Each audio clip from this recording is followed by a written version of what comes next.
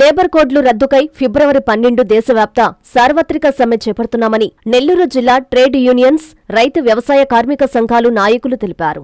ఈ మేరకు కామ్రేడ్ టీవీవీ ప్రసాద్ అధ్యక్షతన నెల్లూరులోని జేమ్స్ గార్డెన్లో మీడియా సమావేశం జరిగింది. ఈ సందర్భంగా నాయకులు మాట్లాడుతూ కేంద్రంలో బీజేపీ ప్రభుత్వం కార్మికులు, ఉద్యోగుల హక్కులను హరించే విధంగా స్వాతంత్ర పోరాటం స్ఫూర్తితో సాధించుకున్న కార్మిక చట్టాలన్నింటినీ రద్దు చేసి కొత్తగా లేబర్ కోడ్లను ప్రవేశపెడుతుందన్నారు. ఈ లేబర్ కోడ్లు అమలు జరిగితే కార్మిక వర్గం కనీస వేతనం, ఉద్యోగ భద్రత అడిగే స్వేచ్ఛ కూడా కోల్పోతారని ఆందోళన వ్యక్తం చేశారు. కార్పొరేటర్లకు అనుకూలమైన విధానాలను కేంద్ర రాష్ట్ర ప్రభుత్వాలు అవలంబిస్తున్నాయని మండిపడ్డారు. ఫిబ్రవరి 12న జరిగే సమ్మెలో కార్మిక వర్గమంతా ఐక్యంగా పాల్గొని జయప్రదం చేయాలని వారు పిలుపునిచ్చారు. ఈ కార్యక్రమంలో సిఐటియు రాష్ట్ర ఉపాధ్యక్షులు కె అజయ్ కుమార్, జిల్లా ప్రధాన కార్యదర్శి గోగుల శ్రీనివాసులు, ఏఐటియుసి ప్రధాన కార్యదర్శి శంకర్ కిషోర్, ట్రేడ్ యూనియన్స్, కార్మిక సంఘాల నాయకులు పాల్గొన్నారు.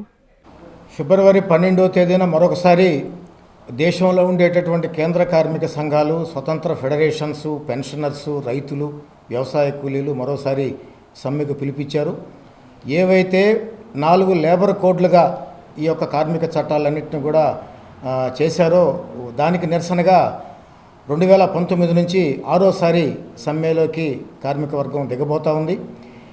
ఏవైతే మనం ఊహించామో ఈ కార్పొరేటీకరణకి మనం వ్యతిరేకంగా, ఈ కార్పొరేట్లకి అనుకూలంగా ఈ యొక్క చట్టాలు మార్చడాన్ని వ్యతిరేకిస్తూ 2019లో కోవిడ్ టైంలో 2020లో చేసినటువంటి యొక్క చట్టాలన్నింటినీ కూడా సవరించాలని, బ్రిటిష్ హయాంలోనే పోరాడి సాధించుకున్నటువంటి కార్మిక చట్టాలు కార్మికులకి అమలు చేయాలనేటటువంటి నినాదంతో ఈ యొక్క కార్మిక సమ్మెని మొదలుపెట్టాం.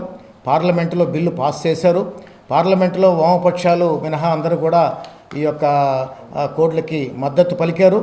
దురదృష్టకరం, మన ఆంధ్ర రాష్ట్రంలో ఉండేటటువంటి తెలుగుదేశం పార్టీ, ప్రతిపక్షంలో ఉండేటటువంటి వైఎస్ఆర్సీపీ, పవన్ కళ్యాణ్ వీళ్ళందరూ కూడా ఈ యొక్క లేబర్ కోడ్లని అనుమతించారు. కాబట్టి అనివార్యమైనటువంటి పరిస్థితుల్లో భారతదేశంలో కార్మిక వర్గం మరొకసారి ఈ 12వ తేదీ ఫిబ్రవరి 12న సమర శంఖారావాన్ని పూరించారు. దయచేసి ప్రజలందరూ కూడా, కార్మికులు, ఉద్యోగులు అర్థం చేసుకోవాలి. పోరాడి సాధించుకున్నటువంటి సమ్మె హక్కు ఈ యొక్క కోడ్ల వల్ల దూరం అవుతూ ఉంది. 8 గంటల పని దూరం అవుతూ ఉంది. ఏవైతే లేబరు ఆఫీసులు ఉన్నాయో, లేబర్ అధికారులకు ఉండేటటువంటి ఎగ్జిక్యూటివ్ పవర్స్ అన్నింటినీ కూడా ఫెసిలిటేషన్ పేరుతో దూరం చేశారు. ఈరోజు మహిళలకు సంబంధించినటువంటి రాత్రిపూట పనిని కూడా ఈరోజు బలవంతాన తీసుకొచ్చారు. పని గంటల్ని 12-13 గంటలు కంపల్సరీగా పనిచేయాలనేటటువంటి చట్టాన్ని కూడా తీసుకొచ్చారు. మరొక వైపున రైతుల నడ్డి విరగ్గొట్టేటటువంటి 3 నెలల చట్టాలను కూడా అమల్లోకి తీసుకొచ్చారు. మరొక వైపు ఈరోజు మెట్ట ప్రాంతాలలో కనీసం తిండికి గ్యారంటీ ఉండేటటువంటి ఉపాధి హామీ పథకాన్ని కూడా తూట్లు కొట్టి, పేరు మార్చడమే కాదు ఉపాధి హామీ పథకానికే తూట్లు కొట్టి మరింత పేదరికంలోకి నెట్టేటటువంటి పద్ధతిని కూడా ప్రభుత్వం, కేంద్ర రాష్ట్ర ప్రభుత్వాలు వాటిని స్వాగతించాయి. వీటన్నిటికీ వ్యతిరేకంగా అట్లాగే ఎలక్ట్రిసిటీకి సంబంధించినటువంటి కార్పొరేటీకరణ కూడా జరగబోతూ ఉంది. వీటన్నిటికీ వ్యతిరేకంగా మరొకసారి కార్మిక వర్గం వీధుల్లోకి వస్తూ ఉంది. ఫిబ్రవరి 12వ తేదీన కార్మిక వర్గం అంతా కూడా సమ్మె చేస్తూ ఉన్నారు. అట్లాగే నెల్లూరు జిల్లాలో ఈ సమ్మెని జయప్రదం చేయాలని చెప్పి మేమందరం కూడా కోరుకుంటా ఉన్నాం. మిత్రులారా, నా పేరు శంకర్ కిషోర్, ఏఐటియుసి జిల్లా ప్రధాన కార్యదర్శి. ఈరోజు కార్మిక సంఘాల ఐక్యవేదిక మరియు కిసాన్ సంయుక్త మోర్చా ఆధ్వర్యంలో ఈరోజు సమావేశం జరిగింది. ఫిబ్రవరి 12 దేశవ్యాప్త సమ్మెకు సమాయత్తం అవడానికి కూడా మేమందరం ఇక్కడ సమావేశమై నిర్ణయించడం జరిగింది. ముఖ్యంగా ఈ దేశంలో 1925 నుంచి కూడా కార్మికుల కోసం పోరాడి ప్రాణాలు అర్పించి త్యాగాలు చేసిన ఎంతోమంది ప్రాణత్యాగం చేసినటువంటి వాళ్ళందరూ కూడా అవన్నీ కూడా తుడిచిపెట్టే విధంగా బీజేపీ ప్రభుత్వం చేస్తూ ఉంది. ఆయన 2014లో గవర్నమెంట్ వచ్చినప్పటి నుంచి రైతులు సంవత్సరాల తరబడి చేసిన నిరసన కార్యక్రమాలు చేసినా కూడా అతను చెల్లించడు. అలాగే కార్పొరేట్లకు ఒక ఏజెంట్గా మారి ఆయన ప్రభుత్వాన్ని నడుపుతూ ఉన్నాడు. రాచరికం వైపు దేశాన్ని నడిపిస్తూ ఉన్నాడు. ఎగ్జాంపుల్, మన నెల్లూరు జిల్లాలను తీసుకుంటే రాచర్లపాడు గ్రామంలో అక్కడ కంపెనీ ఇథనాల్ ఫ్యాక్టరీ పెట్టాలని చెప్పేసి భూములన్నీ లాక్కోవాలని చూస్తూ ఉన్నాడు. అలాగే టాటా సోలార్ అని చెప్పేసి ఇఫ్కో కిసాన్ సెజ్లో పెట్టాలని చూస్తూ ఉన్నారు. దీనికి నీరు కావాలి. ఆ నీళ్ళంతా వాళ్ళు తీసుకుంటే రైతులు రోడ్డున పడే పరిస్థితి ఉంది.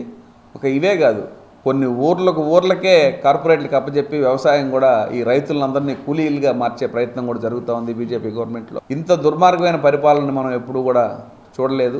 ఒక నియంత పరిపాలన ఆయన తలపిస్తూ ఉన్నాడు ఈ దేశంలో, రాచరిక పరిపాలన. కాబట్టి దానికి ఒక చెంపపెట్టుగా కేంద్ర ప్రభుత్వానికి కార్మిక సంఘాలు, కిసాన్ సంయుక్త మోర్చా అందరూ కలిసి రోడ్ల మీదకి జనం భారతదేశం మొత్తంగా కోట్ల సంఖ్యలో రాబోతున్నారు.